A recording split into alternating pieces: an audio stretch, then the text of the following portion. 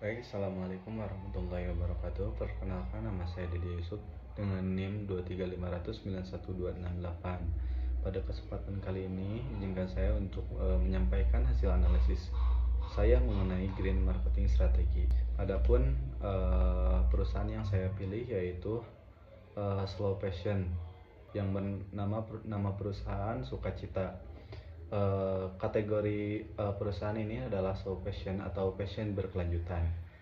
Sukacita adalah perusahaan sosial dan merek sustainable fashion asal Indonesia yang didirikan pada tahun 2016 oleh Denika Riyadini Flash. Adapun produk utama dari Sukacita yaitu yang pertama dress, yang kedua outer, yang ketiga celana, yang keempat batik, dan yang terakhir aksesoris dan produk lifestyle berbahan alami.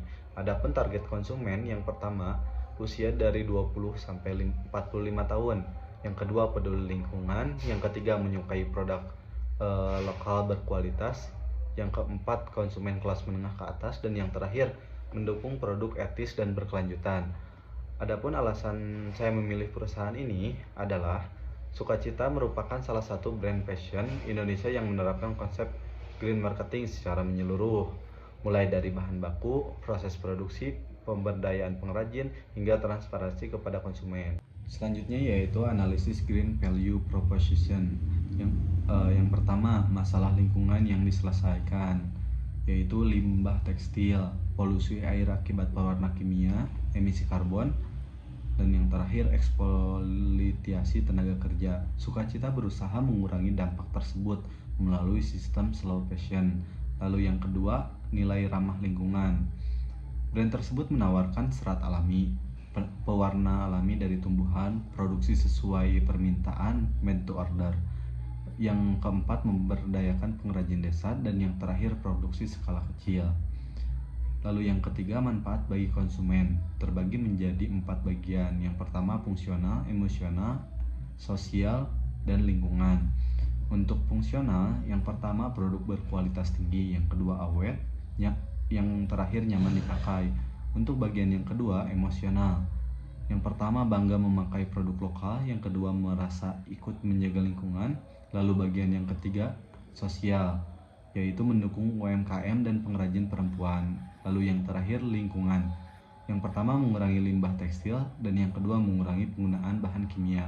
Lalu yang keempat, bukti keberlanjutan. Yang pertama, transparansi rantai pasok, yang kedua, produksi langsung bersama pengrajin, yang keempat, menggunakan pewarna alami, yang keempat, mendukung pertanian regeneratif. Yang keempat, bukti keberlanjutan. Yang pertama, transparansi rantai pasok, yang kedua, produksi langsung bersama pengrajin, yang ketiga, menggunakan pewarna alami, yang keempat, mendukung pertanian regeneratif, lalu yang terakhir, memberikan informasi asal produk kepada konsumen.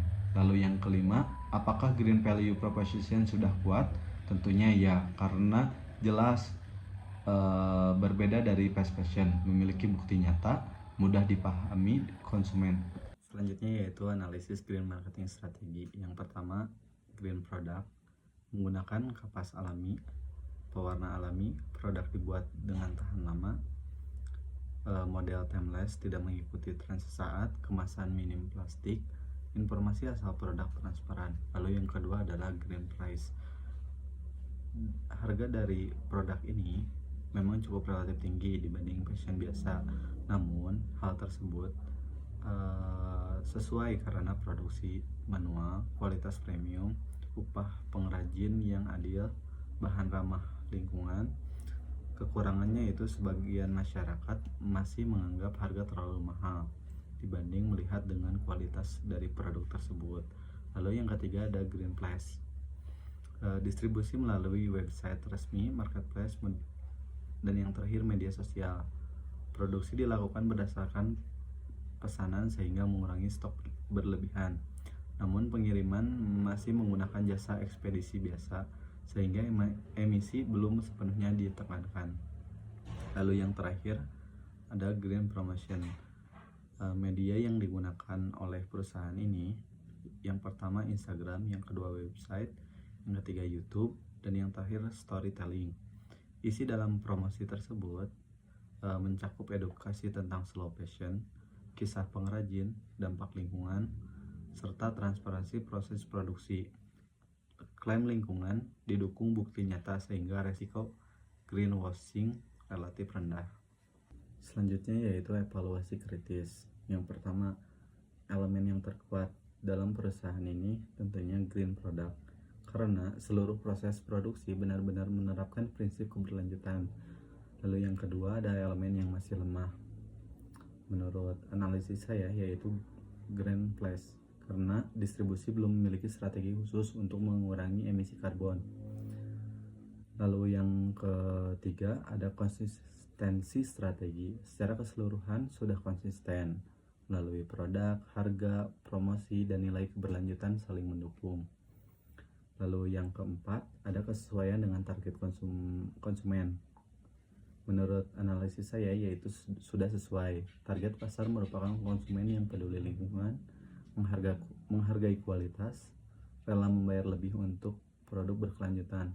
Lalu yang terakhir, apakah benar mendukung sustainability?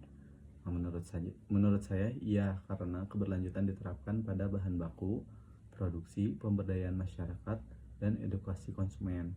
Selanjutnya yaitu adalah rancangan perbaikan green marketing strategi. Masalah utama dalam perusahaan ini atau dari brand ini yaitu distribusi dan keterjangkauan produk masih terbatas. Elemen yang harus diperbaiki yaitu ada dua jenis, green place dan green promotion. Ide strategi program carbon neutral delivery bekerja sama dengan jasa logistik yang rendah emisi serta menyediakan opsi pengiriman ramah lingkungan. Lalu ada teknis implementasi strategi. Yang pertama, program repair and take back. Konsumen dapat memperbaiki pakaian yang lama, mengembalikan pakaian bekas, memperoleh voucher belanja. Pakaian akan didaur ulang menjadi produk yang baru. Lalu yang kedua, ada green membership. Member memperoleh poin jika membeli produk, mengembalikan pakaian yang bekas, mengikuti edukasi lingkungan. Poin dapat ditukar dengan diskon. Lalu yang ketiga, ada edukasi digital.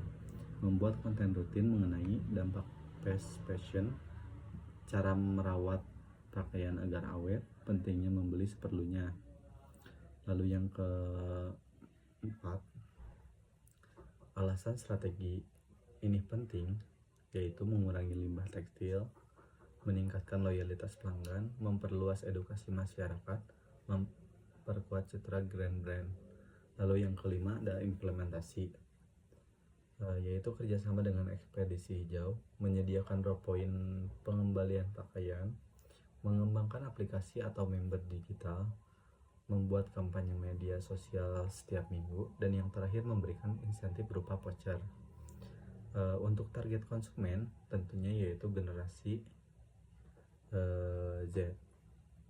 Lalu yang kedua milenial, yang ketiga pekerja muda, yang terakhir konsumen yang peduli terhadap lingkungan. Untuk media, yang pertama ada Instagram, TikTok, YouTube, website, dan yang terakhir email marketing. Untuk ide strategi, penjualan meningkat minimal 15% per tahun. Yang kedua, program take back diikuti minimal 30% pelanggan yang tetap. Menggunakan kemasan plastik berkurang, engagement media sosial meningkat, kepuasan pelanggan meningkat, serta limbah tekstil yang dikembalikan terus bertambah. Untuk kesimpulannya, yaitu Sukacita merupakan contoh slow fashion yang berhasil menerapkan green marketing secara konsisten. Kekuatan utamanya berada pada green product melalui penggunaan bahan alami, proses produksi etis, dan transparansi kepada konsumen. Meskipun demikian, aspek green place masih dapat ditingkatkan, terutama dalam distribusi rendah emisi dan program daur ulang produk. Dengan menerapkan strategi tersebut seperti carbon neutral delivery, repair and take back, serta green membership, Sukacita dapat memperkuat posisinya sebagai merek fashion yang berkelanjutan sekaligus meningkatkan loyalitas pelanggan dan dampak positif terhadap lingkungan. Mungkin cukup sekian dari Saya kurang lebihnya mohon maaf. Assalamualaikum warahmatullahi wabarakatuh.